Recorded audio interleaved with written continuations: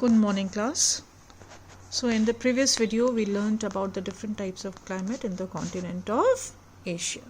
We learned about the equatorial climate, which is marked by high temperatures throughout the year and heavy rainfall. No distinct seasons are found here. Then we learned about the tropical climate and the two sub parts which are tropical desert climate and tropical deciduous climate. Tropical desert, not much difference in the summer and winter temperature. The days are hot and the nights are cold.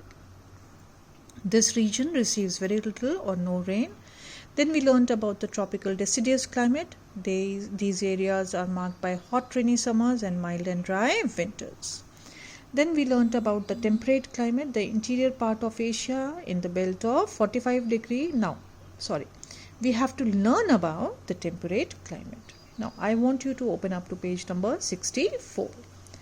The interior part of Asia in the belt of 45 degree north to 60 degree north has neither too hot nor too cold temperature with low to moderate rainfall. Now, this particular belt is falling between, not exactly between, but between Tropic of Cancer and Arctic Circle.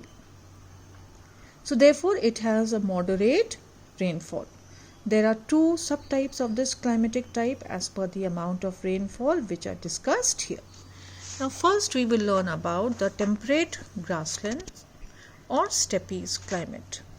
These temperate grasslands have cold winters and fairly hot summers. The rainfall varies between 20 centimeter and 40 centimeter. The high summer temperature results in a high rate of evaporation. The more the heat, the more the evaporation.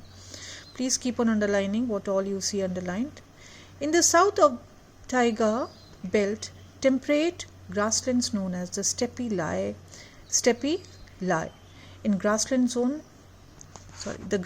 zone stretches from Kazakhstan through the Altai Mountains to the Great Khingan Range. Now, coming to temperate desert climate. In these regions, rainfall is very scanty, very less. We find extremely hot and dry climate in the hot deserts and extremely cold and dry in the cold deserts. So, we have, that we have two kinds of deserts, the hot deserts and the cold deserts. Sandstorms are common in these areas. It covers Southwest Asia and hot deserts of Arabia and the Thar Desert. In the north, the cold deserts of Gobi lie. These are also found in some plateaus of Central Asia where rainfall is scanty. So, what is found here? The temperate desert climate. Now, coming to the taiga. This belt is characterized by severe winters and short, warm summers. Severe winters where the temperature might plummet below -40 or so. Precipitation is in the form of snow. There is no rainfall, only snowfall, and is around 20 to 25 centimeter of snow. As the summers are warm and mild, evaporation is low here. Summers are warm and mild, the temperature does not rise to the extreme. So therefore the evaporation is also very low here. It is a broad stretch that runs through Russia and Siberia south to the Arctic Circle. So it all lies in the frigid zone. Now the tundra climate. During this season, which season? During the tundra climatic season, there are blinding snowstorms or whiteouts. The tundra type of climate has very long and cold winters with temperatures dipping below freezing point. The summers are here are very cool and short, maybe just a couple of months, not even a couple of months at times. The annual rainfall is about 30 centimeter. This northern belt of Asia remains snowbound for most of the year and is marked with cold temperature and little biodiversity. This type of climate mostly is found in northern Siberia till Kamchatka Peninsula. So children, with this we come to the end of the different types of climate found in the Asian regions or the continent of Asia. I want you to very carefully go through all the different types of climate. You should have it. Just keep the belt in which they are found and you will be able to describe the climate which persists over there. Now coming to the natural vegetation and wildlife of Asia. The natural vegetation of any place is directly related to its climate. The animals too that are found in the area are linked to the climate. See, so the natural vegetation is directly related. When we are talking about very cool climates, especially tundra kind of climate, then first of all, when we talk about tundra climate, then you will hardly find any trees over there. You must have learnt about the tree line. Okay, tree lines are places where beyond which there is no tree, and you will only find snow or huge rocks over there, and there is no kind of vegetation found over there. Now, even the animals found in such extreme kind of climate, when we are talking about cold climate, the animals will have lot of fur to protect them from this extreme cold. Now, when we are talking about extreme hot climate, then see, if we talk about a camel has adapted itself to the region or to the area where it is found, and you know that it is also called the ship of the desert, and it can go for days without drinking any water. It stores its food and water in its hump. Hence we can say that it is the climate of a place that decides the vegetation and wildlife of that particular place. The climate of Asia varies according to the location and physical geography. Now, first we will come to equatorial region vegetation. Dense hardwood forests are found here. Broadleaf trees such as mahogany, ebony, rosewood, cinchona, coconut and rubber are found here. Please underline everything. These forests are impenetrable, meaning to say difficult to penetrate, dense, dark and gloomy. Why? Because the uppermost parts of trees form a canopy, allowing very little sunlight to reach the forest floor. Creepers, climbers, tall grass, ferns and bamboos grow between trees. So it is full of vegetation, all kind of vegetation. Now, the wildlife in equatorial region. Arboreal animals which live or are found in trees are found here, which include monkeys and apes. Lizards, snakes, crocodiles and insects thrive in the swampy area. Why is the area swampy? Because hardly any sunlight reaches the forest floor. Wildcats and elephants are found in the forest outskirts, as the interiors are far too dense for them to move around easily. Now coming to tropical deciduous region. These forests are found in Southeast and East Asia. Deciduous monsoon forests are found here. As rainfall is concentrated in the summer season, winters are generally dry, and that is why the trees shed the leaves in the dry winter. So these are the characteristics of the tropical deciduous forests.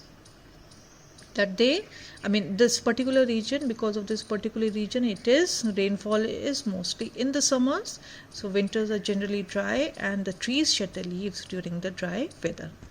Important trees found in this region are teak, sal and sandalwood. Then the wildlife here is elephants, rhinoceros, tigers, langurs and lions are the main animals which are found here.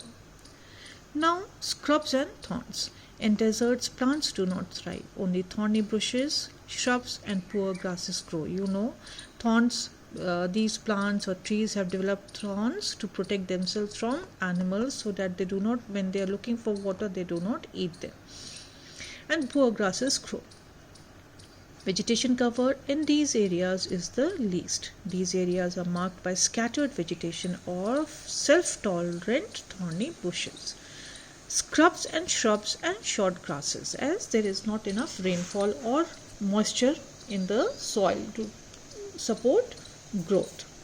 Trees which shed their leaves in dry winter grow here. So this is the desert kind of vegetation, scrubs and thorns. Now, wildlife. Due to the cold, sorry, this is not the, okay, this is the desert kind of climate. The animals found in this region consist of camels, asses, cheetahs and gazelles. Yaks are the main animals found in Tibet and central highland of Asia. Now coming to taiga region. These areas are also known as boreal forests. Boreal is snow covered and consist of coniferous forests. Small amount of rainfall is sufficient for the growth of valuable softwood trees and also hardwood deciduous trees that include aspen, fir, pine, spruce and birch. These evergreen trees are tall, having needle-shaped leaves. These trees do not shed their leaves in the winters. The trees here provide timber and raw material used in the manufacturing of paper, pulp and rayon. These trees include fir, spruce and pine. The trees are used as timber and for making paper, pulp and rayon. The wildlife here, because of the cold, you will only find fur-bearing animals such as fox, squirrel, beaver, sable, ermine, lynx, marten, bear, raccoons and weasel. Fur is an important item of export of this region. Now coming to the tundra region. Cold tolerant and low-lying vegetation is found in this area of permanent frost. The plants here are short in height. This is due to the low temperatures and scanty rainfall. In summers, when the snow cover melts, lichens, moss, fungi and short bushes grow here. You won't find any tall trees or even hedges over there. Due to cold weather, even in summer, the plants do not attain much height. Now, the wildlife in the tundra region. Reindeers, polar bears and polar dogs are the fauna of this region. In the seas bordering these areas, whales, seals and walrus can be found. The reindeer is the important animal of the region. It is the source of milk, meat and clothing for the people inhabiting the region. So these particular animals found in these different regions have adapted themselves to the climate prevalent in the region. Now coming to objective type questions. Arctic Ocean lies to the north of Asia. The Turan Plains is an area of inland drainage. Euphrates and Tigris surge into the Persian Gulf. Then Central Asia, the Central Asian part of the Asian continent experiences continental climate. Gobi is a cold desert of Asia. The Karakoram range lies in the north of the Himalayan mountain system. The Arabian plateau lies between the Red Sea and the Persian Gulf. South Asia lies in the torrid zone. Tropical deciduous climate is marked by hot rainy summers and mild and dry winters. Cold tolerant and low-lying vegetation is found in the tundra area of Asia. Now coming to true and false. The statements which are false, I have written why they are false. Please, you also do the same thing. From the Pamir Knot, mountains run in westward direction. False, they run in eastward direction. The plateau of Anatolia, also known as Asia Minor, is enclosed by Pontic Range. False, it is Pontic Range is in the north, whereas Taurus Mountain is found to the south of Asia Minor. The rivers originating in the central mountains are non-perennial, they are perennial rivers. The statement is false. The Oyasho ocean current in North Pacific Ocean is a cold current. True. The evergreen trees are tall and have needle-shaped leaves. True. So with this we have come to the end of the chapter. Please go through the chapter, give it a thorough reading 4 or 5 times. Anything which you have not understood, please note it down and we'll discuss it when the school reopens. Next class we will be uploading the written work. Please make sure you do each and everything carefully in your fair geography notebooks. Thank you.